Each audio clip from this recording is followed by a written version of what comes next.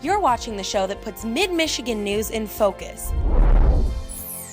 This is Focal Point. I'm Josh Sidorowicz. Coming up on Focal Point, the holiday seasons are here. That means retailers are working extra hard to get you inside their stores. We've got that story coming up. Tonight on Focal Point, I'll tell you what this Williamson Theater is doing to keep its doors open and the popcorn popping. And the fiscal cliff may keep students from the classroom. Focal Point starts now. I'm Lauren Gentile. And I'm Chloe Hill. Welcome to Focal Point. With the Budget Control Act set to expire on December 31st, President Obama has been working with lawmakers to avoid a fiscal cliff, which means if a proposal is not passed, large tax increases and cuts to federal spending are set to take effect on January 1st. For MSU students, that could impact grants and federal aid. President Obama and members of Congress have been in and out of negotiations to come up with a plan to avoid what some call an inevitable recession. The fiscal cliff is sort of misleading because if a deal is not struck by January 1st, those tax increases and spending cuts will begin to go into effect. But if they can cut a deal by a few days later, we'll be okay. MSU economics professor Charles Ballard says the problems won't begin unless a deal is not made by spring, and the automatic spending cuts and increased taxes start making an impact on economic growth and unemployment. It's not like the world blows up at midnight on New Year's Eve. It may not blow up, but many students could be feeling the pressure when it comes to higher education. There's a decent chance that with these negotiations, there will be some further cuts to federal support for education, either Pell Grants or other programs that will help students pay for their college, and or some of the federal research dollars. If a decision isn't made, the federal spending on education will be reduced. Each year, the federal student aid provides about $150 billion on education each year through grants, loans, and work study. This accounts for about 15 million students each year. Along with that, federal funding accounts for 64% of research grants here on MSU's campus, which equals about $500 million just last year. Now, all of this could impact a decision whether or not to attend a school like Michigan State University. The federal Pell Grant might have been affected in what they call the sequestration, where they basically said, oh, if we don't come to an agreement, we'll cut this much from defense and we'll cut this much from discretionary spending, which would have included federal aid. The U.S. Department of Treasury records the current deficit at more than $16 trillion. One other point that I want to make. The White House wants $4 trillion in deficit reduction over the next 10 years, $1.6 trillion coming from higher taxes on the wealthy and $400 billion to cuts to entitlement programs. Natural gas customers can expect to pay about 8% less this year for heating costs as compared to last year. The lower cost is due to reduced fuel prices, the lowest price on natural gas since 2003. The reason is the country has a lot of natural gas supply. That's putting downward pressure on what gas utilities are charging their customers. So last year, if a customer in a cold winter month paid about $145, we're looking at maybe about a $130 bill this year. Consumers Energy recommends customers who want to make their home more energy efficient to check out their website for tips to make their home more weatherproof. With the official kickoff of the holiday shopping season happening last week on Black Friday, how is this year stacking up to 2011? Focal Point's Josh Sidorowicz has the story. We'll take one look around and the signs of the holiday season become apparent. No, I'm talking about these signs. With sales, markdowns, and deals to be had at just about every turn, retailers are pulling out all the stops this year to get shoppers through their doors. Because it's such a competitive industry, retailers are offering really sharp price points to get consumers into the store and also to get them online. This year, shoppers are already exceeding expectations, with Black Friday sales up 13% and Cyber Monday up some 25% from last year. Okay. Well, traffic is very steady, and people seem to be opening their wallets and spending a bit more this holiday season. Meridian Mall had more than 80 stores open at midnight on Black Friday. Our projection for this holiday season is to finish strong and ahead of last year.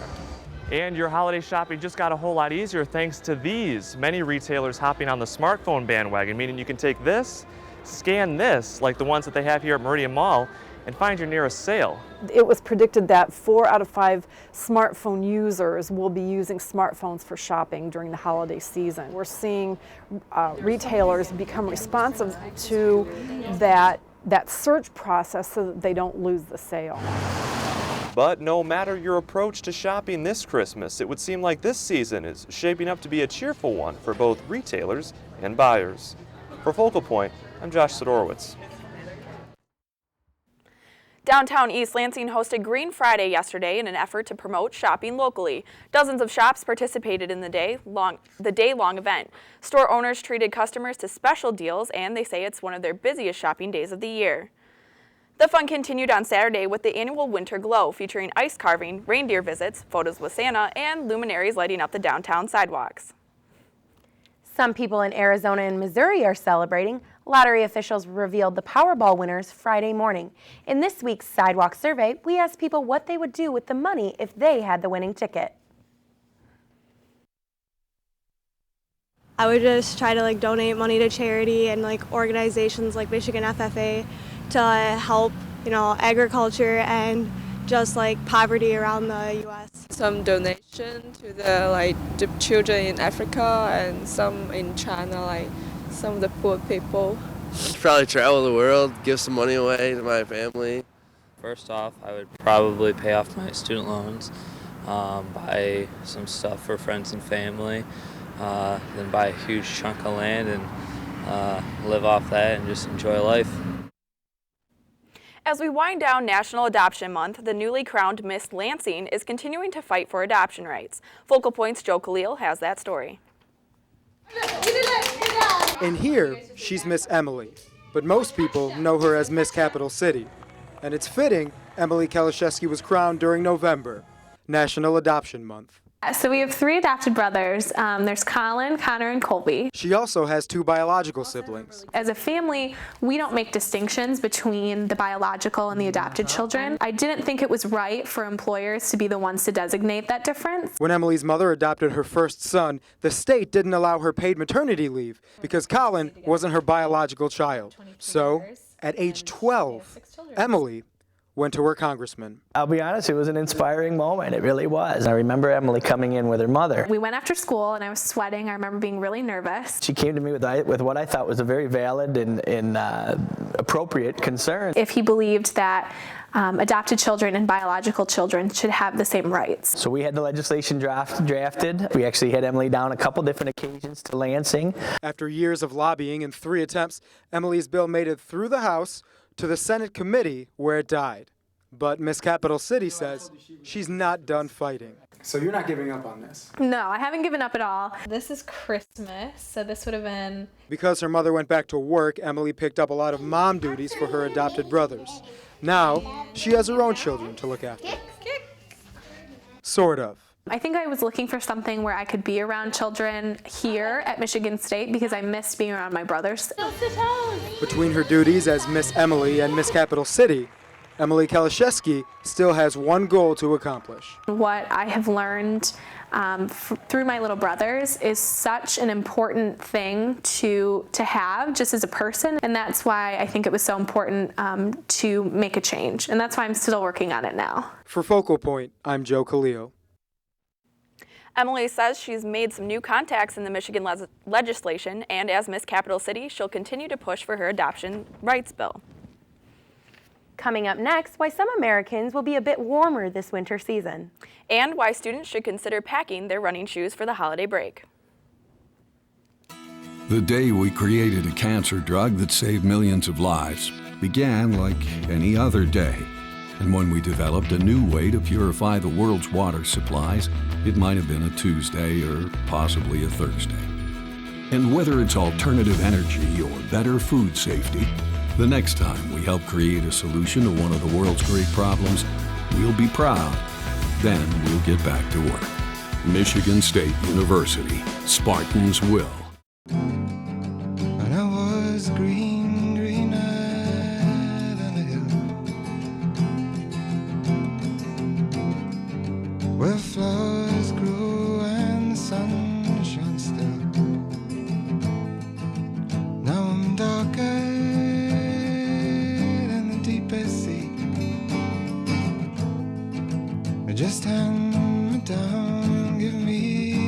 place to be. Many Americans tend to overeat and gain weight between Thanksgiving and New Year's Eve. Focal Point's Edith Zhou talks with a nutritionist for some tips on avoiding the extra pounds during this holiday season. Holiday time can be about giving and receiving gifts, and a time to relax. And to Americans, it can also mean extra pounds without that heavy food. People start to take their vacation time, or they get together with family, so they want to relax. They don't really want to go through their normal daily routine of maybe the way they eat or the way they exercise. Pratik Patel is an MSU sports dietitian. He says that the first rule to avoid holiday weight gain is to choose healthier options instead of ingesting too many sweets and fats. Fruits and vegetables, your whole grains, your lean meats, instead of loading up on all the other stuff, will help you choose healthier and more nutritious options and not layer on those calories. I think it's always good to eat healthy, no matter if it's holiday or any other time. Patel says it's also important for people to continue their normal exercise routine. If you can try to continue on with the physical activity that you normally do during the week or during your normal daily work schedule, I think that'll help out. Especially during the holiday, it's good because you're going to be eating more. It's hard to keep the exact routine because I'm sure everybody's going home, so it depends if you have a gym, but you can always run outside if it's not too cold. I have a hard time keeping up with my routine during the school semester because I'm just so busy all the time. And so I think I see the holidays as a time to catch up on that. Many people wait to start exercising and eating healthy as part of their New Year's resolution, but Patel suggests to try and start those goals earlier. For Focal Point, I'm Edith Zhou. Well, I'm definitely taking my running shoes home this winter break. I think I'm going to, too. My parents have a really good treadmill that I think I'm going to use. Well, next, renovations of a popular spot on campus, a new greenhouse, and a model train show. Those stories top our campus headlines this week. Josh Sidorowicz has the details. Josh? That's right, thanks guys. MSU is staying true to its roots with another Going Green initiative sprouting up on campus this fall. And Focal Point's Katie Harrington gives us a closer look. It may be November, but inside the new Bailey Hoop House, it's a balmy 75 degrees, the perfect conditions for a flourishing herb garden. We grow a lot of parsley and chives and thyme and rosemary. The new year-round greenhouse, located in the Brody neighborhood, began as a way to get first-year students involved in farming and learn about food production.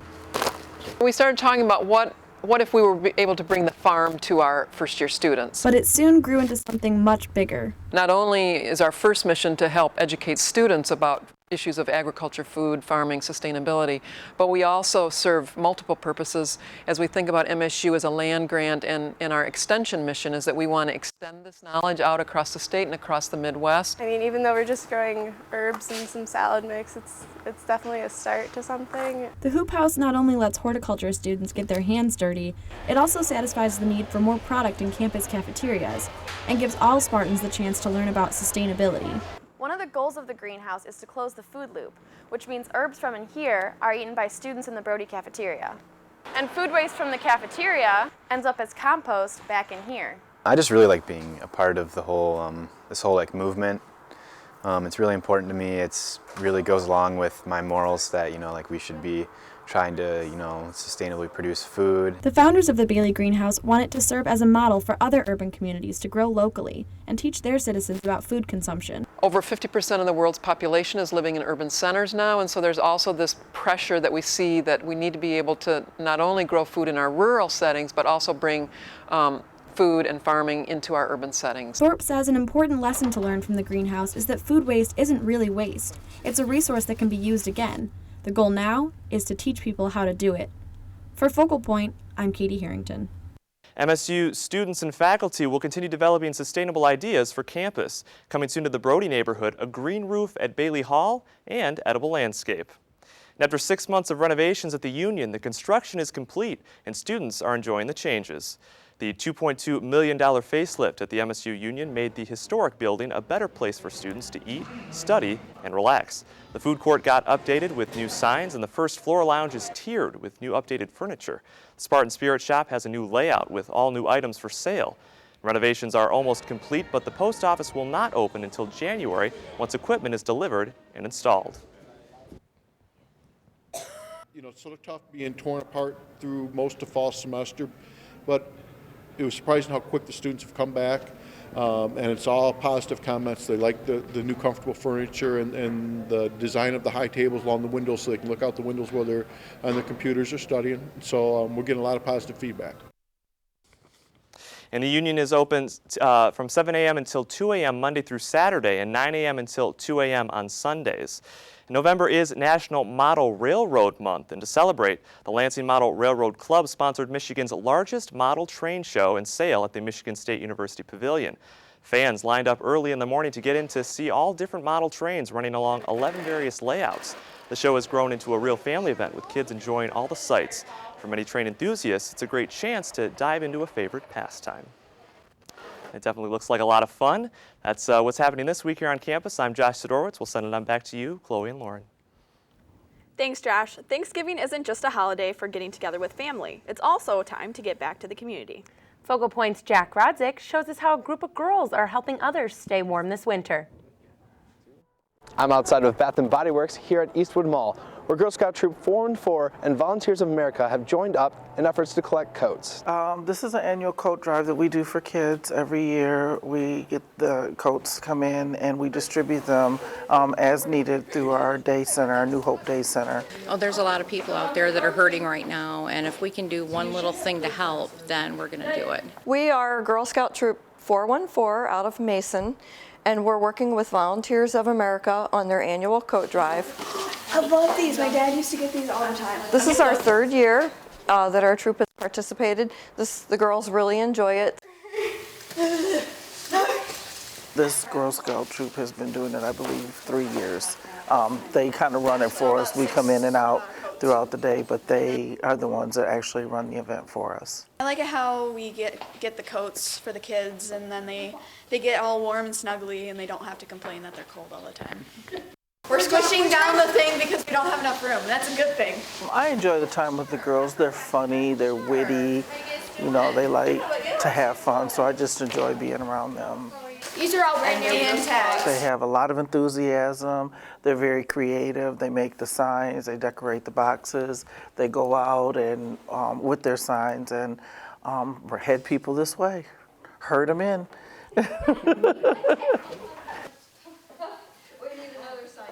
It's been very busy, so we're happy about that. We'll have a lot of coats to hand out. Telling you to dress warm for the winter. For Focal Point, I'm Jack Rodzik. Well, volunteers estimated over 100 people came to the drive and more than 250 coats were donated. Still to come, the MSU football team packs their bags and will escape this winter chill. And kids have a unique place to learn and be mentored. More in sports after the break. They've been called leaders, lifesavers, and world changers. They're also called Spartans.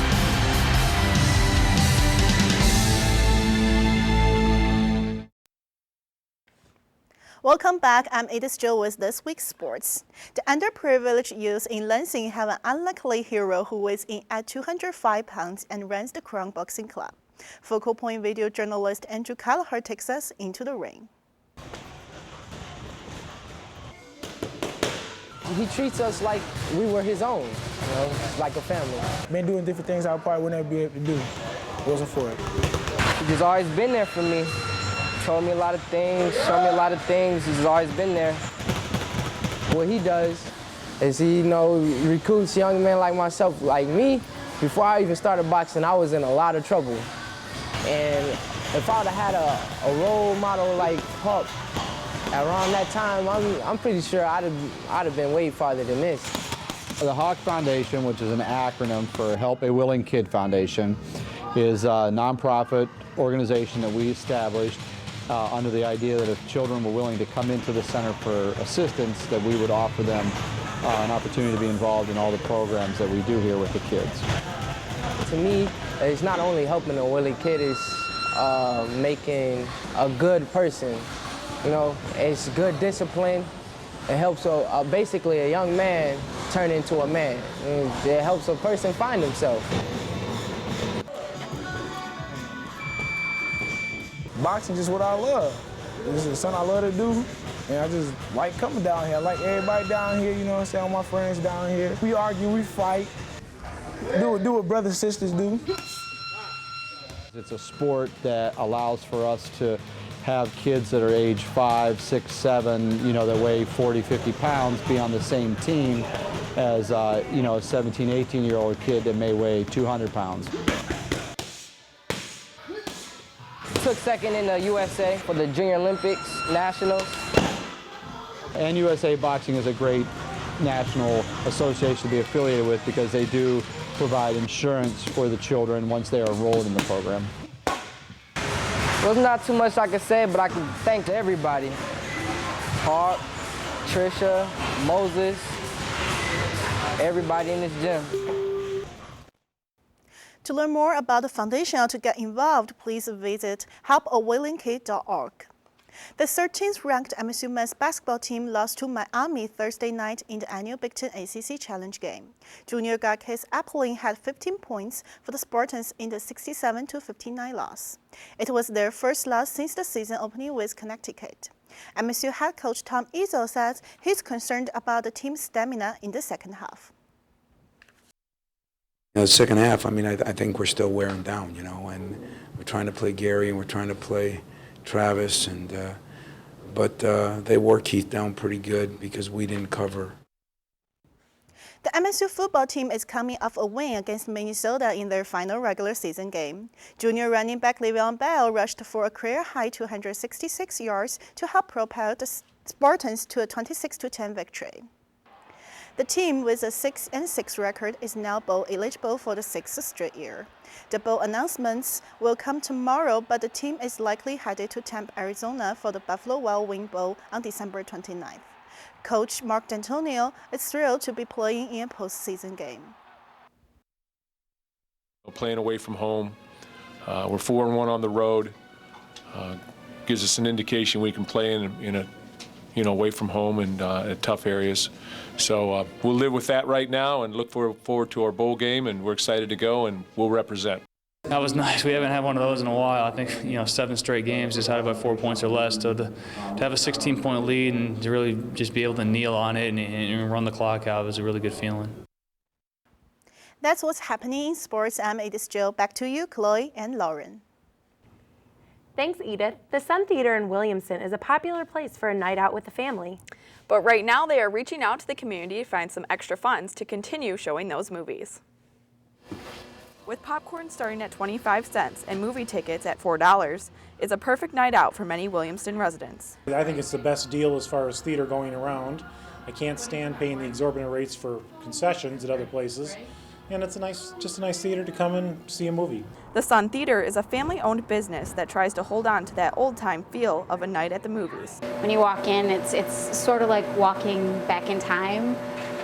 It's not, the big multiplex. Sun Theater owner Lisa Robital says she loves getting to know her customers. It's just nice being here. You get to all the regulars that come in all the time, get to know them, and they know all of us, and just kind of like a big family. All the movies come to the Sun Theater on big film reels. Usually about 5 or 6 movie reels, and then we put them together, tape them together, and put them on the platter so that they can run through the projector.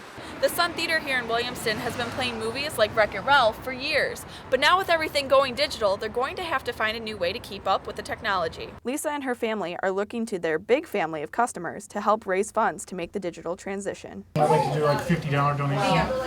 We're just kind of being proactive by, looking ahead, and if we don't raise the funds through our fundraiser, our online fundraiser, we've had several people step up and say that they would like to do fundraisers for us. Right now, the family has raised more than $13,000 toward their $80,000 goal. To help save the sun, you can donate at www.indiegogo.com/savethesun. The fundraiser will continue for the next 35 days. Well, that's our show for tonight. We leave you with now music from the MSU Concert Band. Good night.